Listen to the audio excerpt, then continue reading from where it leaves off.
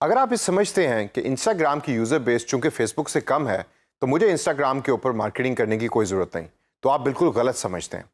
कई ऐसे बिजनेसेस और प्रोजेक्ट्स हैं कि जिसके अंदर इंस्टाग्राम का होना बहुत ज़्यादा लाजमी है, जिस तरह के एक फैशन ब्रांड। तो दोस्तों, जब आपने इंस्टाग्राम के ऊपर मार्केटिंग की और अपनी एड्स को पब्लिश किया तो उसकी इफेक्टिवनेस को देखने के लिए एनालिटिक्स का बहुत ज़्यादा ज़रूरी है कि उसको आप रिव्यू करें। तो इस सेशन के अंदर मैं आपको बताऊंगा कि फेसबुक एड मैनेजर को यूज़ करके या एडवर्ड्स की ऐप को यूज़ करके आप इंस्टाग्राम की एड्स की एनालिटिक्स को किस तरीके से एक्सेस कर सकते हैं। याद करिए वो सेशन जिसके अंदर मैंने एनालिटिक्स के बारे में आपको बताया था। Analytics is just a data. ये वो डाटा है कि जो आपको आपकी इंस्टाग्राम की एड के बारे में बता रहा होता है। तो आइए चलते हैं दोबारा फेसबुक एड मैनेजर के अंदर और चल के देखते हैं कि हम ये डाटा कहां से एक्सेस कर सकते हैं और इसकी इंपॉर्टेंस क्या है। तो सबसे पहले अपने फेसबुक एड मैनेजर में जाइए। अब यहां आपके सामने डिफरेंट कैंपेन्स नजर आ रही हैं जिसके सामने फेसबुक आपको या एड मैनेजर आपको उसका डाटा एक डैशबोर्ड की शक्ल के अंदर प्रोवाइड कर रहा है। यहां सबसे ज्यादा जरूरी है कि आप ये देखें कि कौन सी ऐसी एड्स हैं जो आपने इंस्टाग्राम पे चलाई हैं, कौन सी ऐसी एड्स हैं जो आपने खाली फेसबुक पे चलाई हैं।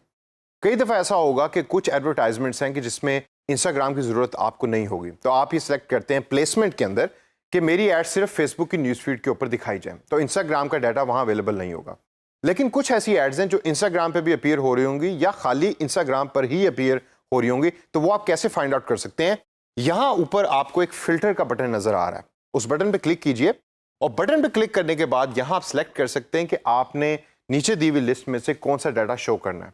तो यहां मैं सिलेक्ट करूंगा कि मुझे सिर्फ वो एड शो की जाए कि जिसमें इंस्टाग्राम की प्लेसमेंट है। अब जब आपके पास सॉर्ट आउट लिस्ट आ चुकी है तो उसके अंदर से आप देखिए कि आपने कौन सी कैंपेन को सिलेक्ट करके देखना है कि उसका एनालिटिक्स रिजल्ट क्या है। यहां ज़हन में रखिए कि ये जो दो एडवर्टाइजमेंट्स या दो कैंपेन्स आपके सामने फॉर एग्जांपल नजर आ रही हैं, ये सिर्फ वो हैं कि जो इंस्टाग्राम के ऊपर प्लेस की गई। क्योंकि ज़्यादातर पर्सनल अकाउंट से मैं फेसबुक एड्स को यूज़ करता हूं, तो इस वजह से तमाम कैंपेन्स में से ये वाहिद दो कैंपेन्स है कि जो निकली हैं जिसमें इंस्टाग्राम की प्लेसमेंट मैंने की थी। तो आइए देखते हैं, इनमें से एक कैंपेन पे क्लिक करते हैं। मैं चाहता हूं कि मैं ये जो रीच के नाम से कैंपेन है इसके डाटा को एक्सेस करूं, तो उसके ऊपर क्लिक करने के बाद इस राइट साइड के ऊपर दिए हुए ग्राफ के बटन को मैं क्लिक करूंगा और क्लिक करने के बाद मेरे सामने जो डाटा है वो ओपन हो जाएगा। अब ये सिमिलर स्क्रीन है जो पहले आपने फेसबुक एडवर्टाइजमेंट या फेसबुक एड्स के अंदर भी देखी है। यहाँ फ़र्क थोड़ा सा ये है कि ये जो डाटा आपके सामने आ रहा है ये ओनली इंस्टाग्राम रिलेटेड है, यानी कि ये सिर्फ उस कैंपेन की इंस्टाग्राम रिलेटेड डाटा है जो आपके सामने अपीयर हो रही है। परफॉर्मेंस के अंदर आप देखें तो रिजल्ट्स वो बता रहा है रीच की फॉर्म के अंदर, क्योंकि आपने सेलेक्ट किया था कि मैं इस कैंपेन की रीच बढ़ाना चाहता हूँ, तो ऑब्जेक्टिव चूंकि रीच था तो परफॉर्मेंस मेजरमेंट भी रीच के हिसाब से सिलेक्ट हो रही है। जब आप अपने माउस कर्सर को ग्राफ की डिफरेंट जगहों पे लेके जाएंगे तो आप देखेंगे कि वैल्यू जो है वो डिफरेंट हो रही है। ऊपर नीले कलर में रिजल्ट्स रीच के नाम से जहां लिखा हुआ है, क्योंकि ये डिफरेंट डेट्स का डाटा आपको यहाँ दिखा रहा है। रिजल्ट के बाद अगला डाटा है cost per result. Cost per result के ऊपर काफ़ी डिफरेंट एक्सपर्ट्स की डिफरेंट ओपिनियंस हैं। मेरे नज़दीक चूंकि मैं खुद एक मार्केटियर हूँ, तो मैं समझता हूँ कि कॉस्ट पर रिजल्ट आपका हमेशा $0.01 होना चाहिए, यानी कि 1 सेंट। अगर आपका 1 सेंट कॉस्ट पर रिजल्ट है या उससे कम है तो इसका मतलब है कि आपकी जो टारगेटिंग आपने की अपनी एड्स के हिसाब से वो बिल्कुल ठीक तरीके से की है। अगर आपका कॉस्ट पर रिजल्ट ज़्यादा है, जिस तरह यहाँ आप देखें तो आपको डिफरेंट रिजल्ट्स नज़र आ रहे हैं डिफरेंट दिन के अंदर, एक जगह पे ये 3 सेंट भी है या उससे ज़्यादा है, इसका मतलब है कि इस कैंपेन की टारगेटिंग मैंने ठीक तरीके से नहीं की।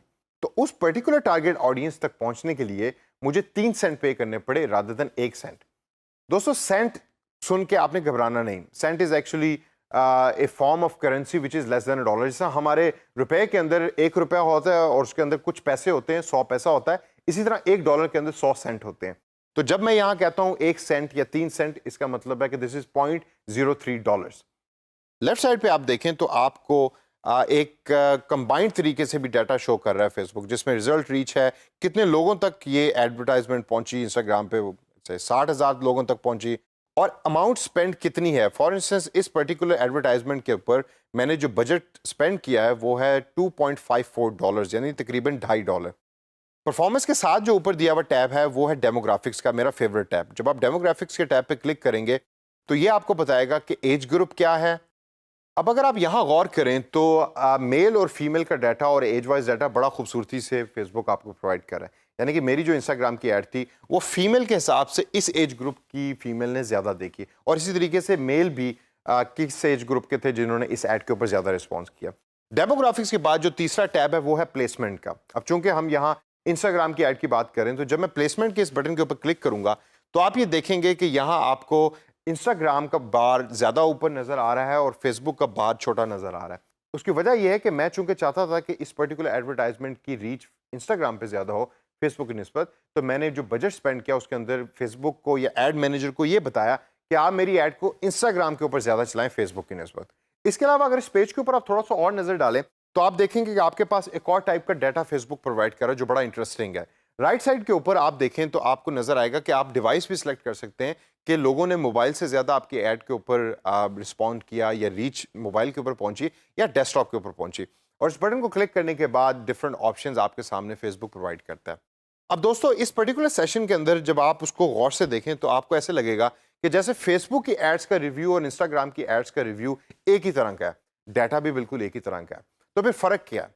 फर्क दर हकीकत कुछ नहीं है, क्योंकि प्लेटफॉर्म एक है और फेसबुक ओन करती है दोनों कंपनीज को, और फेसबुक ने आसानी के लिए एक ही एडवर्टाइजमेंट प्लेटफॉर्म को यूज करके डाटा प्रोवाइड किया फेसबुक एड्स के लिए भी और इंस्टाग्राम एड्स के लिए। तो आप इन द फ्यूचर जब भी आपने एडवर्टाइजमेंट करनी है तो वन क्लिक से आप ये सिलेक्ट कर सकते हैं कि मैंने ये फेसबुक पे पब्लिश करनी है या इंस्टाग्राम पे करनी है या दोनों पे करनी है, और उसका डाटा भी आपको कंबाइंड तरीके से मिलेगा। दोस्तों ये अपने जहन में रखिए कि डाटा यूज करने की आदत आपने डालनी है अगर आपने एक अच्छा डिजिटल मार्केटर बनना है। आप डाटा यूज करके परफॉर्मेंस को रिव्यू करेंगे तो क्लाइंट इस चीज को बेहद पसंद करेगा।